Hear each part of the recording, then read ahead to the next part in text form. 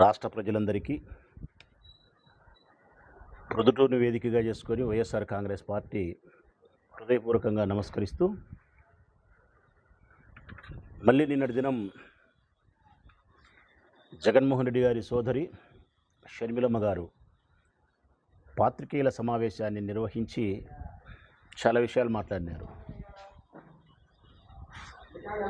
వాళ్ళు ఏం మాట్లాడినారు అని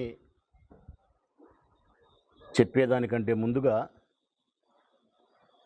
ఏ మాటలు అవసరమైనవి మాట్లాడలేదో ముందే చెప్తా ప్రజలారా. అర్థమైందనుకుంటా. పాత్రికేయుల సమావేశాన్ని నిర్వహించినటువంటి సోదరి షర్మిలమ్మ గారు రాష్ట్ర ప్రజలకు ఏమైతే చెప్పాలనుకుందో, ఈ సమస్యకు మూలం ఏదైతే ఉందో అది మాట్లాడలే. అవసరం లేని మాటలు మాట్లాడింది. అవసరమైన మాటలు ఏంటంటే, ఈ సమస్య అంతటికీ మూలం ఆస్తి వివాదం. ఈ సమస్య అంతటికీ మూలం ఆస్తి వివాదం. తన తండ్రి అయినటువంటి స్వర్గీయ రాజశేఖర రెడ్డి గారి యొక్క ఆస్తిని ఇంకా పంపకం చేయలేదని, ఆ ఆస్తిలో సగభాగం నాకు హక్కు అధికారం ఉంది అని చెప్పేది ఆమె అభియోగము, డిమాండ్. దీని మీదనే ఈ చర్చ అంతా జరుగుతుండేది. నేను మాట్లాడింది కూడా మొన్న ఇదే, సతీష్ రెడ్డి మాట్లాడింది ఇదే, పేర్ని నాని అన్న మాట్లాడింది ఇదే, లేకపోతే మా వాళ్ళందరూ మాట్లాడింది ఇదే. నేను మాట్లాడిన తర్వాతను ముందో వెనుకో. కానీ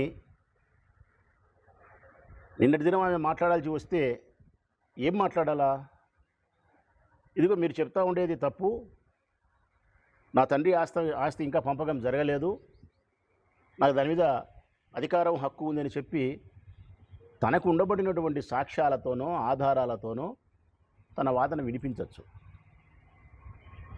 లేదు, జగన్మోహన్ రెడ్డి గారు రాసిన ఎంఓయు రాజశేఖర రెడ్డి గారి ఆస్తుల మీద ఎంఓయు రాయించినాడని చెప్పే విధానమే అయితే దానికి చెప్పాలా సాక్ష్యమో ఆధారమో చూపిస్తూ. ఈ రెండింటికి మేము ఆ రోజే చెప్పినాం. రాజశేఖర రెడ్డి గారి బ్రతికి ఉండగానే 2009లో ఆస్తుల పంపకం జరిగింది, నీ పేరుతో రిజిస్ట్రేషన్ చేయించిన ఆస్తులు ఫలానా అని చెప్పి ఆస్తుల వివరాలు కూడా వెల్లడించినాం. దానికి మీరు అంగీకరించినారు, మీ తల్లిగారు కూడా అంగీకరించినారు. ఎంఓయూ గురించి మాట్లాడిన దానికి కూడా మేము చెప్పినాం. రాజశేఖర రెడ్డి గారి ఆస్తులకు ఎంఓయూ కాదు, జగన్మోహన్ రెడ్డి గారి యొక్క స్వార్జితముతో సాధించుకున్నటువంటి ఆస్తులపైన ప్రేమతో నీకు ఇవ్వాలనుకునేది చేసిన ఒక ఒప్పందము అని. ఎంఓయూ అంటే ఏముందమ్మా? Memorandum of understanding. తెలుగులో చెప్పాలంటే ఒక ప్రాథమికమైనటువంటి అవగాహన ఒప్పంద పత్రం. ఇంకా మన కడప భాషలో చెప్పాలా, ఒక ముక్కలో చెప్పాలంటే ఉద్దేశము. అంతే. జగన్మోహన్ రెడ్డి గారి ఉద్దేశము, నా చెల్లెలు కాబట్టి నీ మీద ప్రేమతో నీకు నేను ఇది ఇవ్వాలనుకుంటాననేది ఆయన ఉద్దేశం. అంతే.